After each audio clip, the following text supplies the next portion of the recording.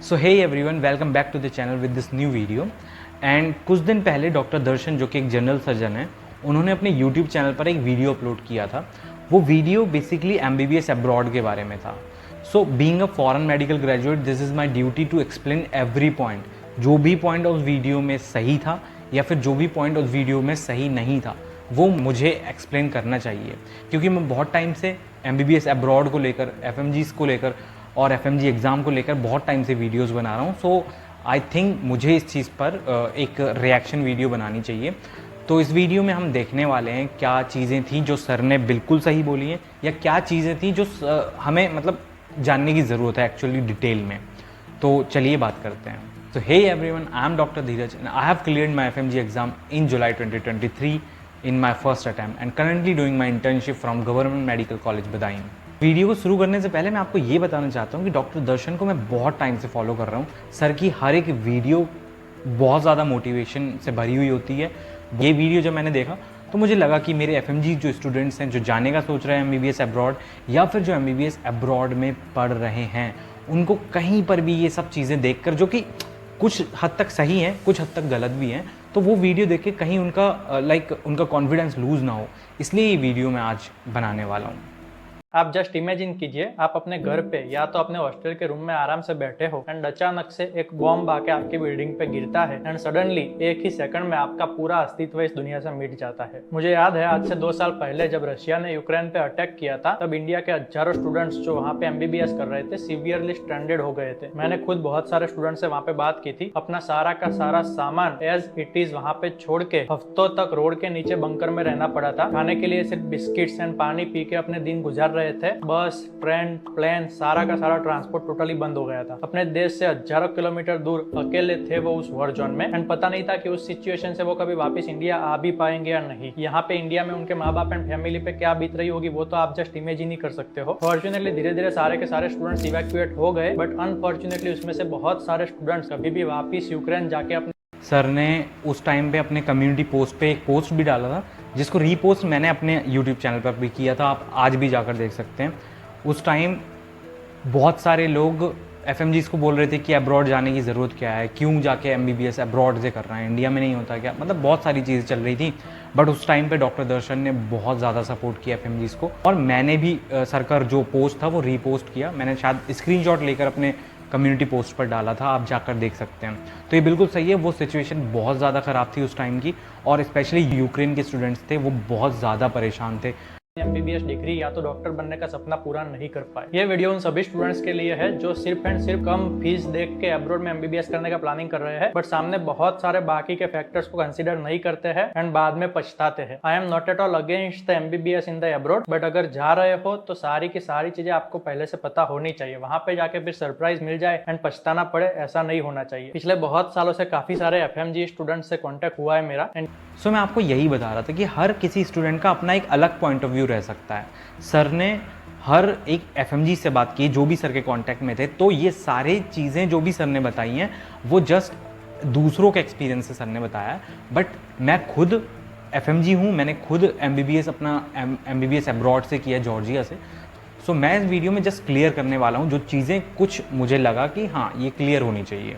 ये पूरा वीडियो उनके एक्सपीरियंसेस पे ही बेस्ड है। अब मेजॉरिटी ऑफ द स्टूडेंट्स जो अब्रॉड में एमबीबीएस करने जाते हैं, उनका मेजर रीजन यही होता है कि भैया यहाँ पे प्राइवेट मेडिकल कॉलेजेस की इतनी हैवी फीस दे, उससे अच्छा है कि आधे खर्चे में अब्रॉड से एमबीबीएस करके वापस आ जाओ। बट यही वो पॉइंट है जहाँ पे सारे स्टूडेंट्स एंड पेरेंट्स ट्रैप होते हैं। मेजोरिटी ऑफ द स्टूडेंट्स को ये एजेंट्स के द्वारा एक रॉन्ग पर्सपेक्टिव दिया जाता है एंड उसमें उनका भी प्रॉब्लम नहीं है, प्रॉब्लम हमारा ही है, क्योंकि सीधी सीधी बात है, हम सिर्फ एक ही चीज को देखते हैं, पैसा। अगर पैसा कहीं पे देखो, इस पर मैं ये बोलना चाहूँगा कि सर ने बोला कि हम लो फीस की वजह से वहाँ जाते हैं। देखो, बहुत सारे स्टूडेंट का अलग अलग परसेप्शन, अलग अलग पॉइंट ऑफ व्यू हो सकता है इस चीज़ में। मेरे जैसे बहुत सारे स्टूडेंट ऐसे हैं जो एमबीबीएस अब्रॉड इसीलिए गए थे क्योंकि उनकी लाइफ का गोल था सिर्फ डॉक्टर बनना, उनको सिर्फ डॉक्टर बनना था। मेरे साथ के भी कुछ लोग थे जिनसे मैंने कई बार बात की थी, सिर्फ डॉक्टर बनना एक गोल था। हमें BAMS नहीं चाहिए था, हमें BHMS नहीं चाहिए था, हमें डेंटिस्ट्री नहीं करनी थी, हमें सिर्फ एमबीबीएस करना था। एंड ये डेडिकेशन ही था जो हमें एमबीबीएस अब्रॉड की तरफ लेके गया। दूसरी बात, हर किसी की लाइफ का एक अलग फेज चलता है। देखो, उस टाइम पे मेरे साथ क्या था, मुझे गाइडेंस ना मिलने की वजह से मैंने अपना बीएससी थर्ड ईयर किया था। जब मैं बीएससी फाइनल ईयर में आया था तब मेरे को एक्चुअल में पता चला कि मुझे किस तरह से तैयारी करनी चाहिए। आप देख रहे हैं ना, मैं उनके साथ कॉम्पीट कर रहा था जो 11th 12th क्लास से ही तैयारी शुरू कर देते हैं, और मेरे जैसे स्टूडेंट जिनको सही से गाइडेंस नहीं मिल पाई। क्यों नहीं गाइडेंस मिल पाई? क्योंकि मैं उत्तराखंड से था, उत्तराखंड में अपनी स्कूलिंग कर रहा था, और उत्तराखंड में जिस एरिया में मैं रहता था उत्तराखंड में, वहाँ नीट का इतना सब कुछ उस टाइम पर नहीं था। 2016-15 की बात कर रहा हूँ। तो तब मुझे ये लगा कि बस यही एक मात्र ऑप्शन मेरे पास बचा है जो कि जिसके थ्रू मैं एमबीबीएस डॉक्टर बन सकता हूँ। इसीलिए मैं गया था, और मेरे जैसे बहुत सारे स्टूडेंट गए थे। चली जाए, बट पैसों के अलावा बहुत सारे फैक्टर्स हमें कंसीडर करने चाहिए। पहली बात तो इंडिया में आपका एमबीबीएस खत्म होता है भैया 5.5 साल में, एंड 1-2 साल अगर ड्रॉप लेके भी नीट पीजी को क्रैक करते हो आराम से, तो भी 7.5 साल के बाद आप रेसिडेंसी में एंटर हो जाओगे। जबकि अब्रॉड में भैया आपका सिर्फ एंड सिर्फ एमबीबीएस ही 7 साल का होता है, क्योंकि वहां पे देखिए, एमबीबीएस किसी भी कंट्री में 7 साल का नहीं है। मेरा खुद का एमबीबीएस 5.5 साल में कंप्लीट हुआ है। ये सारा डिपेंड करता है क्रेडिट सिस्टम पर।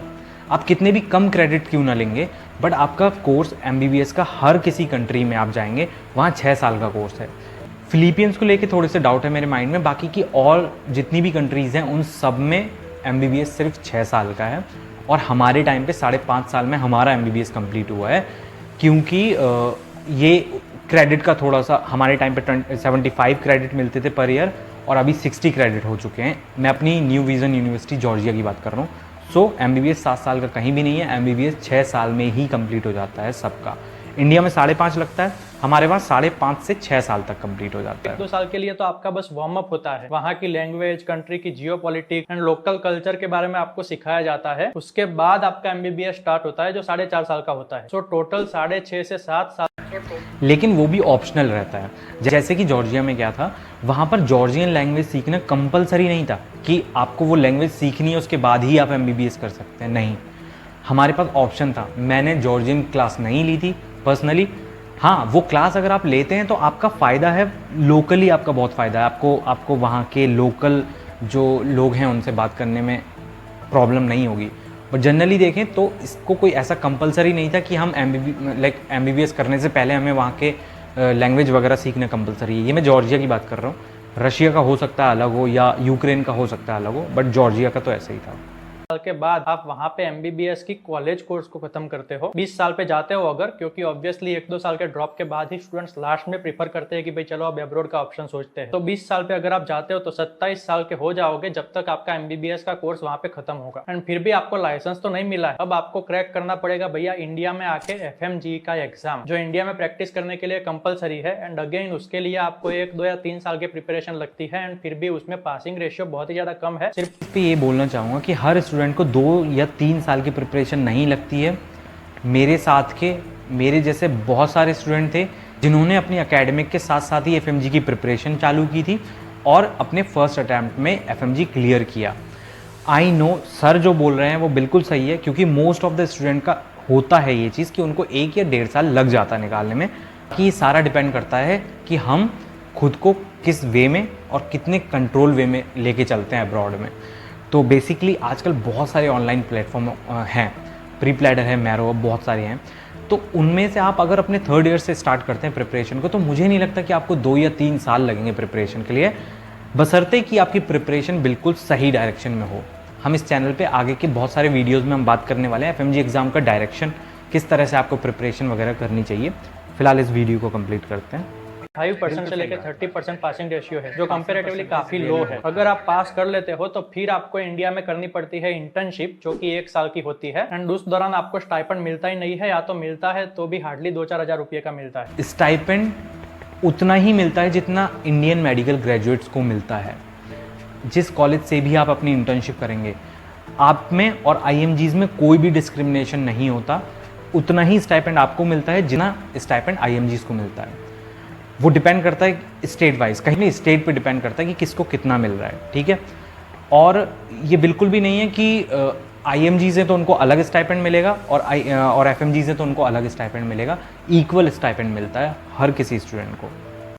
इतना सब कुछ करने के बाद फाइनली लास्ट में आपको एमबीबीएस की डिग्री मिलती है, जिसके बेसिस पे आप अपने आप को डॉक्टर कह सकते हो या तो डॉक्टर बन के प्रैक्टिस कर सकते हो। अब एजेंट्स आपको क्या बोलेंगे कि वहां पे एमबीबीएस करने का पैकेज 30 लाख का है, लेकिन क्या वहां पे एमबीबीएस 5.5 साल में खत्म हो जाता है? तो नहीं भैया, वास्तव में आपका एमबीबीएस खत्म होता है भैया 8, 9 या 10 साल के बाद, जब आपके हाथ में एमबीबीएस की डिग्री। नहीं, ऐसा बिल्कुल भी नहीं है, मुझे बिल्कुल भी ऐसा नहीं लगता, क्योंकि मैं सिर्फ अपना एक्सपीरियंस नहीं बता रहा हूँ, मैं अपने फ्रेंड्स का, उनके फ्रेंड्स का एक्सपीरियंस भी बता रहा हूँ।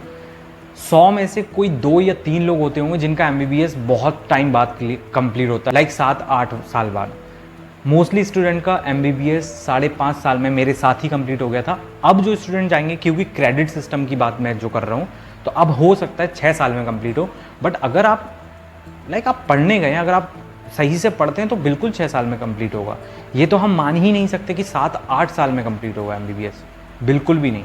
6 साल में अगर आप अच्छे से पढ़ाई करते हैं, 6 साल में आपका एमबीबीएस कंप्लीट होगा। आती है, आप डॉक्टर बन के प्रैक्टिस कर सकते हो। 20 की एज पे जाते हो तो 28, 29, 30 साल पे आप एमबीबीएस डॉक्टर बन के प्रैक्टिस करने के लिए लायक बनते हो। यूजुअली स्टूडेंट्स प्रीफर करते हैं रशिया, सर्बिया, जॉर्जिया, नेपाल, इन सारी कंट्रीज में, जिसमें एजेंट्स ही आपको सामने से 50-60 लाख का पैकेज बताते हैं। एंड ये 30 लाख वाला हो या 60 लाख वाला, पैकेज हमेशा आधा अधूरा ही होता है। देखो, इस चीज़ पे मैं ये क्लियर करना चाहूँगा, सर ने बिल्कुल सही कहा। जिन कंट्रीज़ का सर ने नाम लिया, जॉर्जिया है, नेपाल है, फिलीपींस है, यूक्रेन, रशिया, ये कंट्रीज़ में ज़्यादा जाते हैं एमबीबीएस करने। मैंने खुद भी अपना जॉर्जिया से किया है। फ़ीस के बारे में अगर मैं बताऊं तो सर ने कहा है कि जो कंसल्टेंट होते हैं वो आपको 40 to 45 लाख रुपीज़ का पैकेज ही बताते हैं। मैं 2017 की अगर बात करूं तो मेरे साथ ऐसा नहीं था। हमें बताया गया था कि 26 to 30 लाख में कंप्लीट हो जाएगा, और हमारे लाइफ स्टाइल के अकॉर्डिंग अगर हम करें, मतलब हमारा वे ऑफ लिविंग क्या है, उसके हिसाब से हम कह सकते हैं थोड़ा बहुत ऊपर नीचे जा सकता है, ऊपर जा सकता है। तो मैं अगर अपनी बात करूँ तो मुझे लगता है 35 लाख में मेरा पूरा एमबीबीएस कंप्लीट हो गया, विद मेरे जो आने जाने के एयर टिकट्स थे, फ्लाइट टिकट्स थे, वो इंक्लूड करके, मैथ्स वगैरह सारा कुछ इंक्लूड करके। मुझे ऐसा लगता है 35 लाख में पूरा कंप्लीट हो गया था मेरा एमबीबीएस। मुझे 26 लाख बताया गया था, 26 और 27 लाख, बट 35 में पूरा कंप्लीट हो गया था मेरा। हाँ, ये भी मैं क्लियर करूँगा, अभी न्यू विजन यूनिवर्सिटी की आप फीस जाके देखेंगे तो सच में हाई है। तो अभी आपका 50 से 55 लाख रुपए में खर्चा आएगा आज की डेट में। सो अभी हमारे कॉलेज की जो है फीस काफ़ी हाई हो चुकी है, तो अभी आपका 45 लाख आराम से लग जाएगा, क्योंकि फ़ीस थोड़ी सी बढ़ गई है पहले से। और साथ साथ ही वहाँ के फ्लैट्स जो हैं उनके रेट काफ़ी हाई हुए हैं ये यूक्रेन रशिया वॉर के बाद। तो ये चीज़ बिल्कुल सही है कि अब एमबीबीएस 45 से 50 लाख तक हो पाएगा। और जब आप ये 30 लाख या 60 लाख भर के वहां पे चले जाते हो, तब पता चलता है कि there are so many hidden charges and fees government की तरफ से या कॉलेज की तरफ से, जो हर साल आते रहते हैं एंड जो भरे बिना आपको आगे ही नहीं बढ़ने दिया जाता है।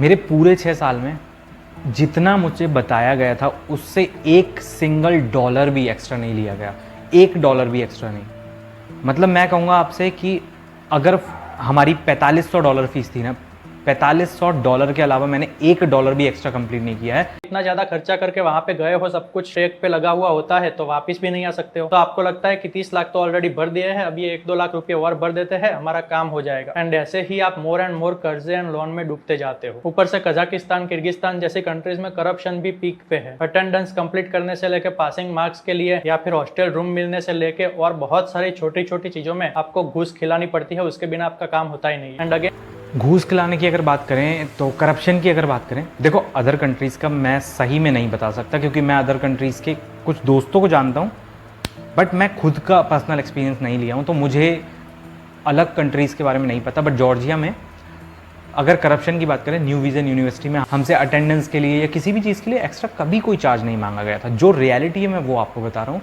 न्यू विजन यूनिवर्सिटी के किसी भी स्टूडेंट से आप पूछ लीजिए, कभी भी एक भी डॉलर एक्स्ट्रा नहीं मांगा गया कि आपकी अटेंडेंस रुक जाएगी, आपको पास होना है तो पैसे दीजिए, ऐसा कुछ भी नहीं है। जिन लोगों ने अच्छे से पढ़ाई की है, जो लोग वहाँ से पास आउट होकर आए हैं, तो आप उन सबसे पूछ सकते हैं। आप अगर अच्छे से पढ़ाई करेंगे न्यू विजन यूनिवर्सिटी में, आप अच्छे से पास हो जाएंगे।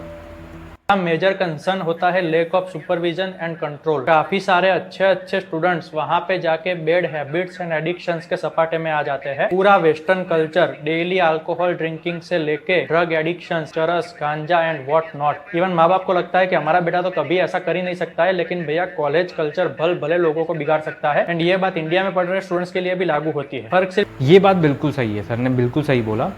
वहाँ पर लैक ऑफ सुपरविज़न रहता है, ये बात सही है, क्योंकि पेरेंट्स नहीं होते तो स्टूडेंट्स अगर अपने ट्रैक से हट जाते हैं तो ना तो उनका एफएमजी एग्ज़ाम क्लियर हो पाता है और ना ही वो एमबीबीएस क्लियर कर पाते हैं। ये बिल्कुल सच्चाई है। बट मैं आपसे ये कहना चाहूँगा, ऐसा मैं नहीं मानता, क्योंकि मेरे जैसे भी कुछ लोग होते हैं जो 6 साल एमबीबीएस अब्रॉड में रहने के बाद भी डेली अल्कोहल तो छोड़िए, अब उन चीज़ों को हाथ भी नहीं लगाते। मेरे साथ बहुत सारे लोग थे जो साथ में ये सब चीज़ें करते थे, बट ये सेल्फ कंट्रोल से आता है। अगर आपके ऊपर सेल्फ कंट्रोल है इन चीज़ों को अवॉइड करने का, तो मुझे नहीं लगता ये चीज़ें आपके आगे आ सकती हैं। मैं बहुत प्राउड से ये चीज़ कहता हूँ कि मैं 6 ईयर अपने एमबीबीएस अब्रॉड करके आया कंप्लीट। मैंने अल्कोहल को हाथ तक नहीं लगाया, और ये इंडिविजुअल पे डिपेंड करता है, ये हम सबके लिए नहीं कह सकते। बट हाँ, सर का पॉइंट ऑफ व्यू सही है, क्योंकि most of the student lack of supervision की वजह से उस फील्ड में चले जाते हैं, उस डायरेक्शन में चले जाते हैं, जिससे उनको अपनी लाइफ के आगे तक बहुत ज़्यादा प्रॉब्लम होती है। ना तो वो एमबीबीएस सही टाइम पे क्लियर कर पाते और ना ही एग्जाम। इतना होता है कि यहाँ पे थोड़ा बहुत सुपरविजन रह सकता है। बाकी बिगड़ने वाले तो इंडियन कॉलेजेस में भी बहुत सारे स्टूडेंट्स हैं जो इन सब आदतों में पड़े हुए हैं, एंड पेरेंट्स को कुछ पता ही नहीं होता है। बहुत गरीब घर के लड़के लड़कियां जिनके माँ बाप यहाँ पे रात दिन खेत में मजदूरी कर रहे हैं, एक एक पैसा इकट्ठा कर रहे हैं उनको वहाँ पे पढ़ाने के लिए, वो वहाँ पे जाके बुरी संगति में आके ब्रांडेड कपड़े लेने से लेके महंगी महंगी ट्रैवल ट्रिप्स एंड पार्टीज। आप भी देख लेना, सोशल मीडिया पे ओपन वर्ल्ड है, सबकी लाइफ आपको पता चल जाती है। मेरे वर्ड्स हार्श हो सकते हैं, बट यहाँ पे सिर्फ एंड सिर्फ प्रैक्टिकल बातें ही होती है, एंड ये चीजें आपको पता होनी चाहिए भैया बाहर जाने से पहले। ऐसे ही और प्रैक्टिकल एंड ग्राउंड रियलिटी वाले कंटेंट के लिए सब्सक्राइब करके मेरे साथ। बिल्कुल, सर का चैनल बिल्कुल सब्सक्राइब करने लायक है, क्योंकि सर के चैनल पे हर एक वीडियो बहुत मोटिवेटिंग रहती है। और अगर आप नीट लाइक पीजी की तैयारी कर रहे हैं या फिर आप एफएमजी की प्रिपरेशन कर रहे हैं, आपको हाईली रिकमेंड करूँगा सर का चैनल सब्सक्राइब कीजिए, बिकॉज बहुत ज़्यादा अमेजिंग वीडियो सर बनाते हैं। जुड़ सकते हो। सो स्टार्ट में सिर्फ 30 लाख या 60 लाख का खर्चा बताया जाता है, लेकिन 8, 9, 10 साल खत्म होते होते ये आराम से 8, 9, 10 साल खत्म होते, मुझे ये नहीं समझ में आ रहा। 8, 9, 10 साल ये हर स्टूडेंट के साथ नहीं है, ये कुछ चुनिंदा स्टूडेंट्स के साथ है जो एक्चुअल में पढ़ाई नहीं कर रहे हैं, जो डायरेक्शन चेंज कर दी है जिन्होंने अपनी। हर किसी को 8, 9, 10 साल नहीं लग रहे हैं। मैं खुद 5.5 साल में एमबीबीएस कंप्लीट करके आया हूँ। मेरे साथ के जितने बैचमेट थे 5.5, 6 साल में सबका कंप्लीट हो गया एमबीबीएस, जितने भी मेरे साथ के थे। 1-2 स्टूडेंट्स जो एक्सेप्शंस हैं वो एक अलग चीज़ है, बाकी ऑलमोस्ट सबका कंप्लीट हो गया। खर्चा टोटल आपका आराम से 80 लाख, 90 लाख या 1 करोड़ तक पहुंच जाता है। बिल्कुल भी नहीं, बिल्कुल भी नहीं। 1 करोड़ तक बिल्कुल भी नहीं पहुंचता। इवन मैं कह रहा हूँ 60 लाख तक भी नहीं पहुंचेगा। अगर तो आपका वे ऑफ लिविंग डिपेंड करता है, आपका लिविंग का स्टैंडर्ड क्या है। अगर आप किस लेवल पे भी रहेंगे ना, तो भी आपका 60 लाख तो कहीं से कहीं तक खर्च होने वाला नहीं है। एक्सेप्शंस हो सकते हैं, मैं ये नहीं कहूँगा कि हर किसी के लिए सेम रूल होते हैं, बट मुझे नहीं लगता इतना ज़्यादा एक्सपेंसिव है। अगर इतना ज़्यादा एक्सपेंसिव होगा ना, तो इंडिया में एमबीबीएस प्राइवेट से करना ज़्यादा बेटर है।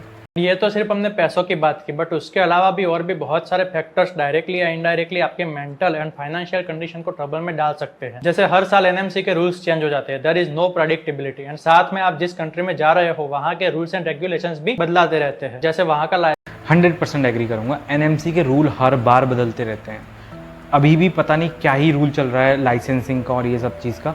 ये चीज़ तो मैं मानूंगा, सर ने बिल्कुल सही कहा है, एनएमसी के रूल्स हर बार चेंज होते हैं, कोई भी भरोसा नहीं है कब कौन सा रूल चेंज हो जाए। चाइना एंड फिलीपींस जो एक समय पे टॉप कंट्रीज हुआ करते थे अब्रॉड में एमबीबीएस करने के लिए, आज वहाँ पे कोई नहीं जाता है, क्योंकि वो लोग हमारी एनएमसी की गाइडलाइंस को फॉलो नहीं करते हैं। लास्ट कुछ साल में काफी सारे स्टूडेंट। तो सही बात है, ये चीज़ बिल्कुल सही है। चाइना और फिलीपींस जो है एनएमसी गाइडलाइंस को फॉलो नहीं कर रहे हैं, ये मैंने भी सुना है, बट देखते हैं आगे क्या होता है, क्योंकि हर कंट्री को पता है कि उनको एमबीबीएस के स्टूडेंट्स लेने हैं अपनी कंट्री में, अपने कॉलेजेस में। तो मुझे लगता है वो आगे जाकर इन सब चीज़ पे कुछ ना कुछ सॉल्यूशन ज़रूर निकलेगा।